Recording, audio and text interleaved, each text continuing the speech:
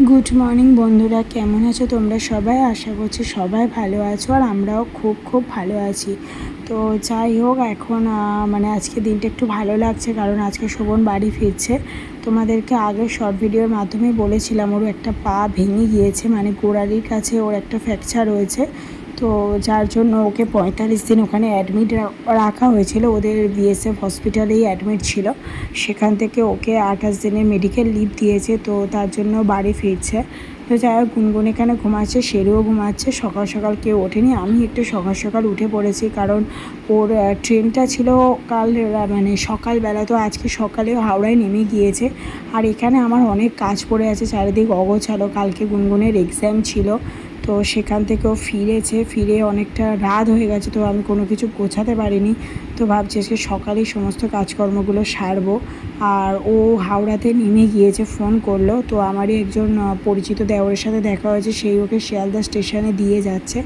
আর কালকে গুনগুন exam topper হয়েছে, এটা আগের বছরে 2023-এর এক্সাম টপার হয়েছিল, তা যার জন্য ট্রফিটা কালকে দিয়েছে। আর আবার এবছর মানে 2024-এ পরীক্ষা দিয়েছে, দেখা যাক আবার কি হয়।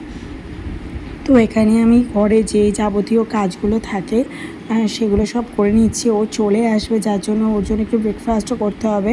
ও কাল রাত্রিবেলা মানে ওকে সকালবেলা যখন ট্রেনে ওকে তোলা হয় তখন ওদের বিএসএফ থেকে এসেই ট্রেনে তুলে দিয়ে গিয়েছিল। আর ও একটা ওয়াকারের মাধ্যমেই চলছে, এখন ও সেভাবে প্রপারলি হাঁটতে পারছে না, সে ওয়াকারের মাধ্যমেই চলাচল করছে।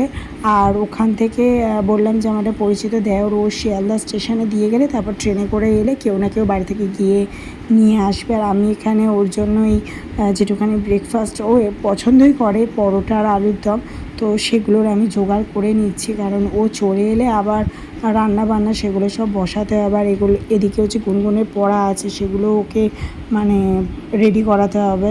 তো এখানে মোটামুটি সব কাটা হয়ে গিয়েছে আর এখানে মোটামুটি বসিয়েও দিয়েছি। তো যাই হোক, ওর ফ্র্যাকচারটা হয়েছিল ভলিবল খেলতে গিয়ে, তোমাদেরকে সেভাবে ডিটেলস কিছু বলা হয়নি। ওদের ওখানে যে গেম হয় সেই গেমের সময় ভলিবল খেলতে গিয়ে পড়ে গিয়ে পাটা পুরো একদম মুচকে গিয়ে পায়ের ওখানটা ফ্র্যাকচার হয়ে যায়।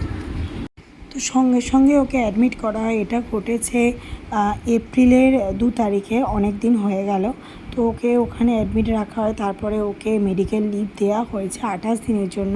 কিন্তু অলরেডি 3 থেকে 4 দিন ওখানেই চলে গেছে, কারণ ওকে বাড়ি আসতে গেলে বিভিন্ন ফর্মালিটি করে তারপর বাড়ি আসতে হয়। তো সেই ফর্মালিটি যারা ডিফেন্সে আছে তারাই জানবে এগুলো। তো সেগুলো করে তারপরে মানে আস্তে আস্তে 3 দিন অলরেডি ওখানে লিভটা চলে গিয়েছে। বাড়িতে ওই 20-22 দিন মতো থাকতে পারবে, 22-23 দিন মতো, মানে 4-5 দিন হয়ে গেছে তো 23 দিন, 28 দিন। আর এই যে চলে এসেছে দেখো, আর একে দেখে মানে ও যখনই আসে ওকে দেখেই শেরু ভীষণ আনন্দ, মানে আমরা যতটা আনন্দ পাই শেরু ততটাই আনন্দ পায়, একটুও ছাড়তে চায় না। তো গুনগুন পিছন দিকে একটা সারপ্রাইজ রেখে দিয়েছে, আর এই যে ওয়াকারটা বলছিলাম এটার মাধ্যমেই ও এসেছে। তো এখানে হচ্ছে গুনগুন একটা সারপ্রাইজ রেখে দিয়েছিল, কিছু এঁকে কিছু লিখে সেগুলো রেখে দিয়েছিলো। তো ভাবছিল কখন পাপা আসবে পাপাকে দেব। তো এই যে গুনগুন এটা রেডি করে রেখেছিলো, পাপাকে দিয়েছে, ও পাপা ওটা পড়ছে। আর শেরু তো এখানে আনন্দে আত্মহারা হয়ে গেছে, কী করবে ভেবে পাচ্ছে না। তো দেখো, গুনগুন এটা বানিয়েছে আর ওপরটা বানিয়েছে ওই যেটুখানি নিজেই করে ক্রিয়েটিভিটি আর কি, কাটিং করে করে পেপার কাটিং করে কালারিং করে এসবগুলো করে, ওর ভালো লাগে। প্রত্যেকবারে পাপা এলে কিছু না কিছু একটা না একটা করতেই থাকে। তো যাই হোক, এবার আমি ব্রেকফাস্টটা রেডি করে ফেলেছি, ব্রেকফাস্ট দিচ্ছি, কিন্তু সেটা 10টা বেজেই গেল বাড়ি আসতে আসতে, কারণ শিয়ালদা থেকে আস্তে আস্তে অনেকটা লেট হয়েছে। তো ট্রেন সেভাবে পাইনি, আমাদের বাড়িপুর লোকাল সেভাবে পেয়ে ওঠেনি। তো যাই হোক, আমি এখানে রান্নাবান্নাও বসিয়ে দিয়েছি, একটু করব পাতলা করে একটু মাছের তরকারি করব। আর ও যেহেতু একটু ঢ্যাঁড়স খেতে ভালোবাসে, তো ঢ্যাঁড়সের একটু ঝাল করবো, আর বেশি কিছু করবো না, যেহেতু পরোটা আলুর দমটা খেলে অনেকটা বেলা হয়ে গিয়েছে, আর দুপুরে বলছে সেভাবে খাবে না। আর এখানে আমার দাদা এসেছে, আমার দাদা বলতে আমার পিসির ছেলে, তো গল্প চলছে। চলো আবার নেক্সট ব্লগে তোমাদের সাথে দেখা হয়েছে, সবাই ভালো থেকো।